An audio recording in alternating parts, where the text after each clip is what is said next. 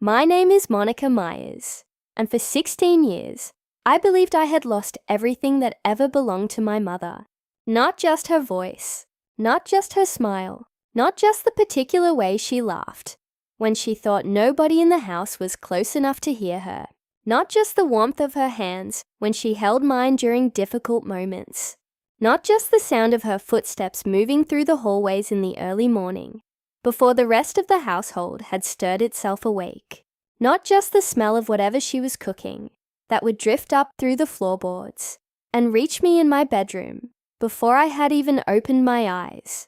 I believed I had lost all of that, and I had made a kind of peace with losing all of that, because grief eventually teaches you that the only way forward is through acceptance, even when acceptance feels like betrayal. But beyond the personal losses, beyond the sensory memories, beyond the pieces of her that lived only in my mind, I believed I had also lost the one physical place left on this earth where she still existed in any real and tangible way. The house, the farm, the land that had been in my mother's family for so many consecutive generations that nobody alive could remember a time when it had belonged to anyone outside the family or carried any name other than theirs. And for 16 long and painful and quietly furious years, I lived inside a lie so thoroughly constructed and so consistently maintained that eventually every person around me accepted it as simple established fact, including me, especially me, because the lie had been told to me first, and told to me most often, and told to me by the people whose word I had been raised to trust without question.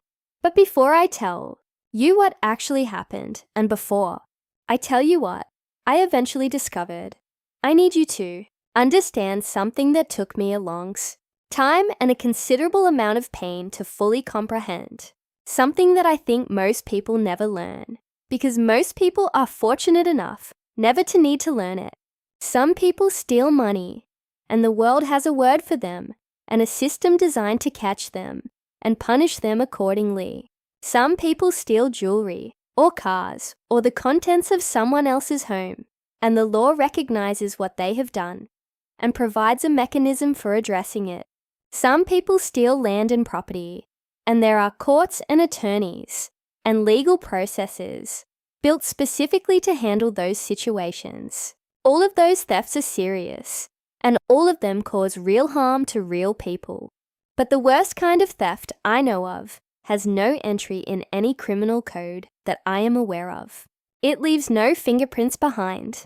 It generates no police reports and no insurance claims. It cannot be photographed or catalogued or submitted as evidence in any straightforward way. The worst kind of theft is when someone slowly and deliberately and with great patience steals your place inside your own family. When they erase your presence so gradually and so carefully that nobody around you notices the erasure happening in real time. When they do it not with violence or aggression, but with politeness and warmth, and the kind of surface-level reasonableness that makes everyone watching believe that they are the stable, sensible one, and that you are the unstable, unreasonable one for having any reaction at all. When they dismantle your belonging piece by piece and smile at you the entire time they are doing it. When they eventually convince an entire community of people that they fit inside your life more naturally and more rightfully than you do. That is not just theft.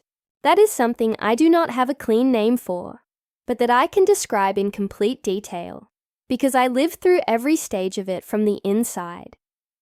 I was 16 years old when my mother died. Cancer took her in the particular slow and merciless way that it sometimes does.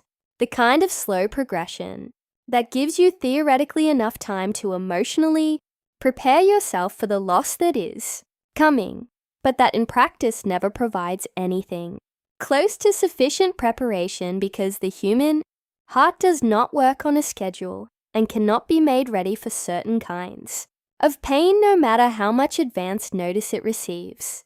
The kind of illness that changes everything about the atmosphere of a house over time. It changes the smell of the rooms in ways you notice without being able to explain. It changes the texture of every conversation because there is always something enormous sitting at the center of things that nobody is speaking about directly. It changes the way people look at each other, across rooms and across tables. It changes the weight of ordinary silence. It changes the meaning of small moments so that a good afternoon becomes something you consciously try to hold on to because somewhere underneath everything you understand that there are only so many good afternoons remaining, and you cannot know which one will be the last. My mother spent her final weeks in the farmhouse where she had been born, not in a hospital, not in a facility of any kind, in the house itself, in the room she had grown up in and lived in and raised me in, the same farmhouse where her own mother had spent her life and where her grandmother before that had kept her household and raised her children and moved through her own particular seasons of happiness and loss. The house had been absorbing life for generations by the time my mother spent her last days in it. It held stories in its walls, the way old wood holds moisture. It held history in the unevenness of its floorboards, and memory in the particular way light came through its windows at different hours of the day. To walk through that house was to walk through accumulated time in a way that most buildings never achieve.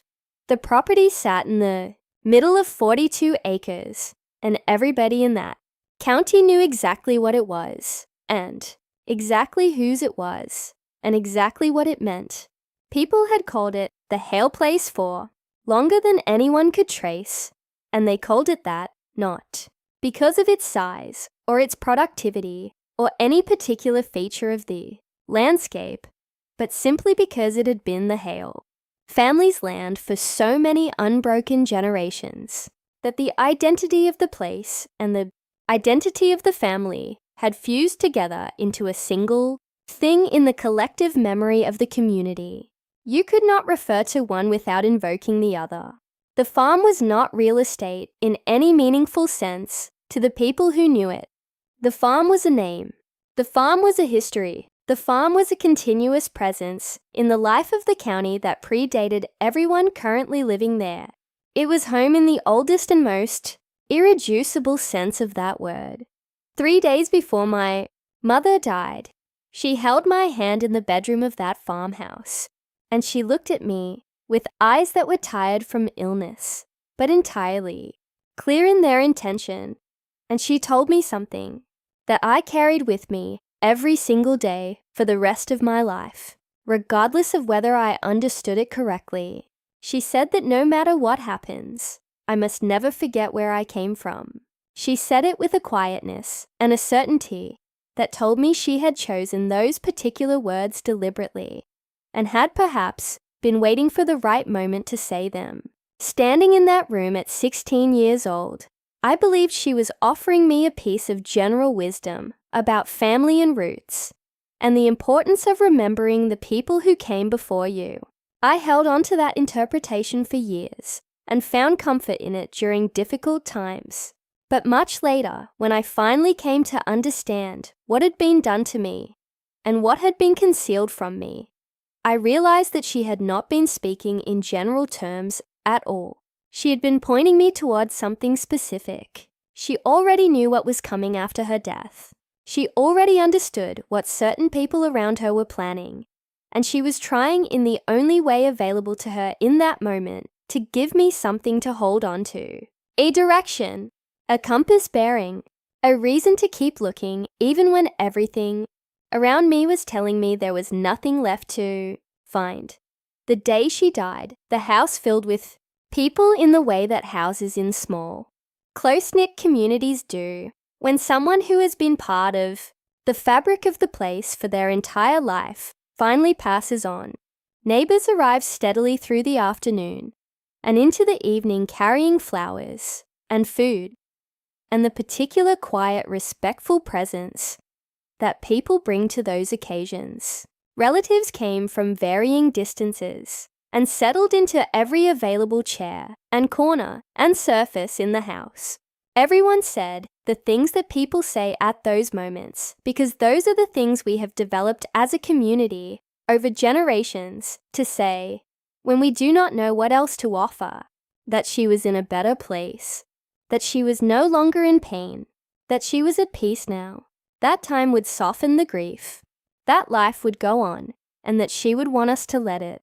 I listened to all of it, and I nodded. 2 weeks after we laid my mother in the ground beside the farmhouse, my father's truck came up the long gravel driveway and stopped in front of the house, and a woman I had never encountered in my life stepped out of the passenger side carrying a suitcase. She was dressed carefully. Her appearance was composed and deliberate, and she was wearing a smile that I now recognize as the particular smile of someone who has already made all their decisions and is simply waiting for the surrounding circumstances to acknowledge them. My father introduced her as Sharon in the brief matter-of-fact way that people introduce someone whose presence they consider self-explanatory. There was no conversation about it beforehand. There was no preparation offered to me. There was no acknowledgement that this was an unusual or difficult moment. 14 days after burying my mother, he had brought another woman to her house with a suitcase and introduced her with the casual confidence of someone who had been planning this for considerably longer than 2 weeks. The suitcase was the detail I kept returning to in the days that followed. People do not pack a suitcase unless they intend to stay. That first evening, Sharon sat down at the kitchen table in my mother's farmhouse and ate dinner with us, as if she'd been eating at that table for years. My mother's chair was still in its place. My mother's dishes were in the same cabinet they had always been in. Her handwriting was still visible on the notepad on the refrigerator where she had left a grocery list. Her photographs were still on the walls in every room of the house. Her presence was still embedded in every surface, and every object, and every corner of that space. And yet the simple act of this woman sitting down at that table and smiling and making ordinary conversation had already shifted something in the atmosphere of the house in a way I could feel throughout my entire body, even though I could not yet put precise language to what I was feeling. I kept watching my father during that meal. I kept waiting for some signal from him, some acknowledgement of the strangeness of the situation, some brief visible moment of guilt or discomfort or awareness that this was not a normal thing to be doing. What I found in his face instead was something I was not prepared for. He looked unburdened. He looked like a man who had been holding something very heavy for a long time and had just been permitted to set it down permanently. He looked free in a way that made me feel completely alone. And then he said the 8 words that I have turned over in my mind more times than I can count in all the years since that evening. He looked around the table and said that it was time for all of us to move on. I did not understand the full meaning of that sentence at 16. I stored it in the part of my memory where I kept things that caused pain I was not yet equipped to process. But over the years, as I returned to it again and again, I came to understand it with complete clarity. He was not speaking about healing. He was not inviting us into a shared process of carrying grief forward together in a healthy way. He was making a declaration about the structure of our lives going forward. He was announcing that my mother's chapter had ended and that Sharon's chapter had begun, and that this transition was not open for discussion or negotiation. Some sentences do not close conversations. They close entire periods of a person's life. That sentence closed something between me and my father that the years never reopened. The erasure that followed was conducted with a patience and a thoroughness that I believe could only have come from planning. Within the first month, photographs began coming down from walls where they had hung for years. My mother's personal belongings were packed into boxes without ceremony, family heirlooms that had been passed through my mother's line across multiple generations, were moved into storage, or simply disappeared without explanation or accounting. The quilts my grandmother had made with her own hands across decades of her life were taken from the linen closet and put away in the attic, as if they were clutter rather than the irreplaceable handmade artifacts of a woman's entire domestic life. The kitchen was reorganized so completely that within weeks there was almost no physical trace remaining of the person who had cooked there for years. The living room was rearranged. The curtains my mother had chosen were replaced with different ones. The small garden she had cultivated just outside the back door was dug up and replanted with flowers that had no connection to her or to any history of the house. Each individual change was small enough to seem unremarkable in isolation. Taken together, they constituted a systematic removal of a person from the physical record of a place she had occupied her entire life. And through all of it, Sharon smiled. She smiled when I noticed something was gone. She smiled when I asked where things had been moved to. She smiled when I sat in rooms that used to feel entirely mine and now felt like rooms in someone else's house that I was being permitted to use temporarily. She never raised her voice at me during this period. She never made explicit threats. She never gave me anything that could be clearly described to a third party as mistreatment. She was too careful for that and too experienced at what she was doing for that kind of directness. What she understood, and what I was too young to understand at the time, is that open hostility is dangerous because it can be witnessed and named and opposed. What she practiced instead was something far more effective and far harder to defend yourself against. She practiced patience. She practiced the slow, methodical rearrangement of physical and social reality until the version of the world she was constructing became the only version that anyone nearby could perceive. She worked consistently and without apparent urgency, and she let the passage of time do most of the heaviest work for her. And she smiled throughout all of it because the smile was part of the method. The smile communicated reasonableness and warmth to everyone watching, while communicating something entirely different to me.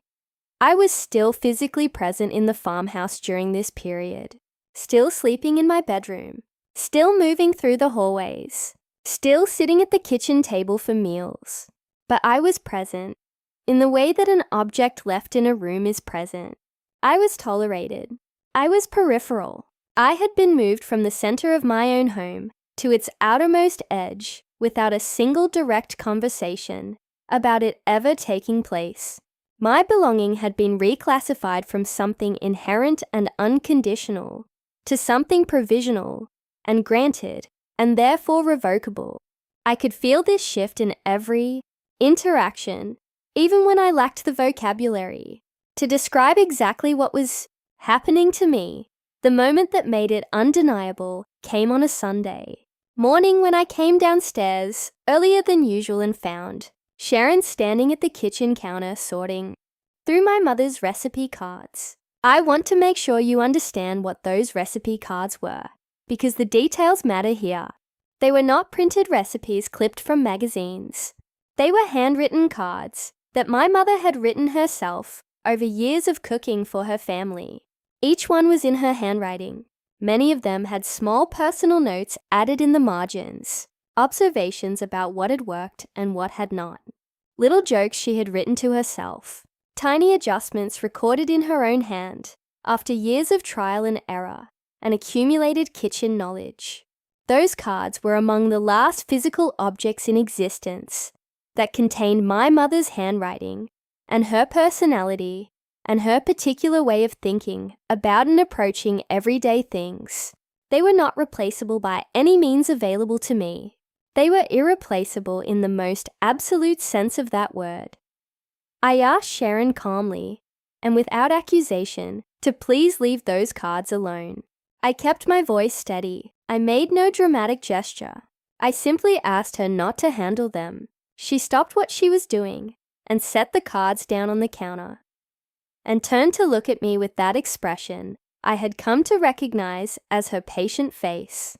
The face she wore when she wanted to communicate that she was exercising restraint with someone who was requiring more of her restraint than was entirely convenient. She looked at me for a moment, and then she said the words that I have never in my life forgotten, and that I carry with me still as clearly as if she had spoken them this morning. She said that I needed to understand that I was a guest in this house now. A guest. She chose that word precisely and deliberately, and I believe she had been waiting for the right occasion to use it. Not a resident, not a family member, not the daughter of the woman whose name was on the deed of the property on whose land this house stood. A guest, someone present on a conditional and temporary basis, someone who was there because they had been extended a courtesy that could be withdrawn.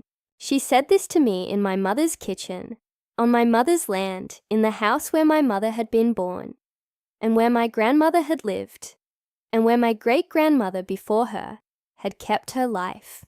I was 16 years old, and I had just buried my mother 2 weeks earlier, and the woman now standing in her kitchen was informing me that my presence in my own home was a privilege extended to me by her grace rather than a right belonging to me by birth and law and every other legitimate claim I possessed. Something broke in me in that moment.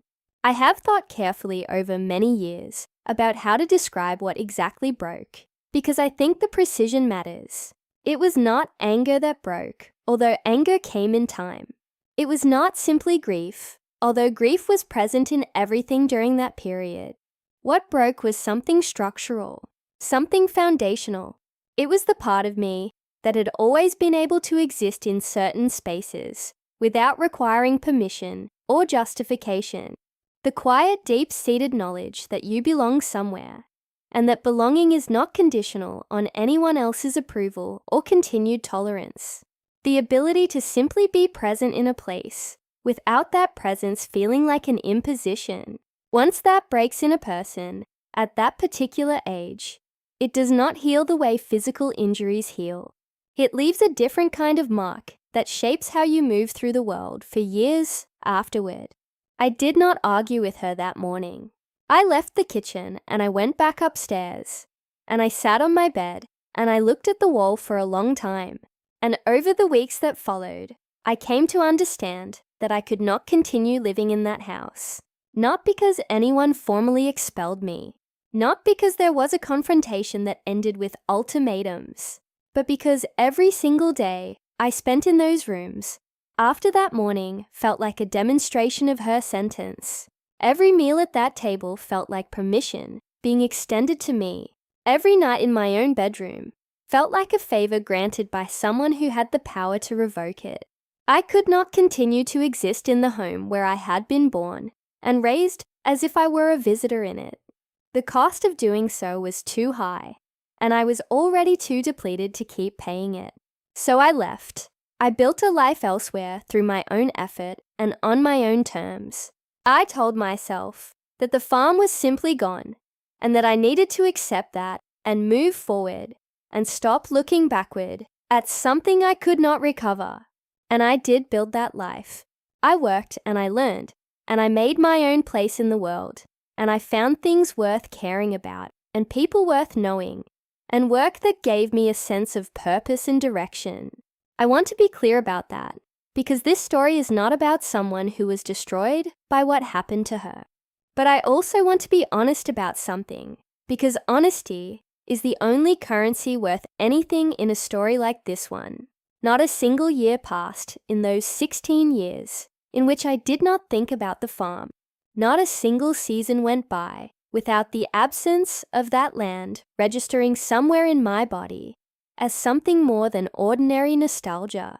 It was more like a persistent awareness at the edge of my perception that something had been removed from my life that should not have been removable, like a sound you cannot quite hear, but that you are always faintly aware of. The farm existed in the background of my life for all 16 of those years, not overwhelming everything, not preventing me from functioning or building or moving forward, but always there, always present at the periphery, always quietly insisting that the account had not been settled. And then 16 years after I had walked away from those 42 acres with nothing but the clothes I had packed, and the particular kind of damage that only comes from being told you do not belong in the place you have always belonged, a letter arrived that I had not anticipated, and had not planned for, and had not in any serious or conscious way permitted myself to hope for. It came from an attorney whose name I did not recognize, practicing in a county office I had never dealt with. It was written in formal, precise legal language, and it was addressed to me specifically and by name. I read it once quickly, and then I set it down and sat with it for a moment, and then I picked it up and read it again more slowly, and then a third time with the kind of careful attention you give to something when you are afraid that you have misunderstood it, and that the misunderstanding will cost you something if you act on it prematurely. But I had not misunderstood it. What the letter was telling me was that buried inside the original deed of the Hale place, filed in the county records decades earlier, was a legal provision that had never been properly honored, a clause written by my grandmother's attorney and incorporated into the deed at the time of its drafting that specified in clear and unambiguous legal language exactly what was supposed to happen to the property and to the land upon the death of each successive owner, a clause that contained specific names and specific instructions, and that had the full force of recorded legal documentation behind it. A clause that had sat in those county records for all 16 of the years, during which I had believed the farm was simply gone from my life. Not hidden exactly, not destroyed or altered or removed. Simply unexamined. Simply overlooked by everyone who should have been looking. Simply ignored in the quiet, confident assumption that a 16-year-old girl who had just lost her mother would not know to go looking for it and would not have the resources to pursue it even if she did know. That assumption had been correct for 16 years, and then it stopped being correct. The attorney's letter laid out the facts with the calm, unhurried precision of someone presenting documented reality rather than making an argument. It identified the relevant clause and explained its legal meaning. It described what the recorded documents said should have happened at the time of my mother's death. It described what had actually happened instead, and it identified the gap between those two things with the kind of specificity that makes gaps like that legally actionable. The property was worth considerably more now than it had been 16 years earlier. The land had appreciated. The implications of what the letter was describing were not abstract or symbolic. They were financial and legal and immediate and real. Somewhere in the middle of reading that letter for the third time, I found myself thinking about my mother's bedroom in the farmhouse, about her hand holding mine 3 days before she died, about the particular quiet certainty with which she had told me never to forget where I came from. And I understood, finally and without any remaining ambiguity, what she had been trying to tell me in that moment. She had not been offering me general wisdom about family identity. She had been pointing me toward a specific, documented truth that she knew existed and that she needed me to eventually find.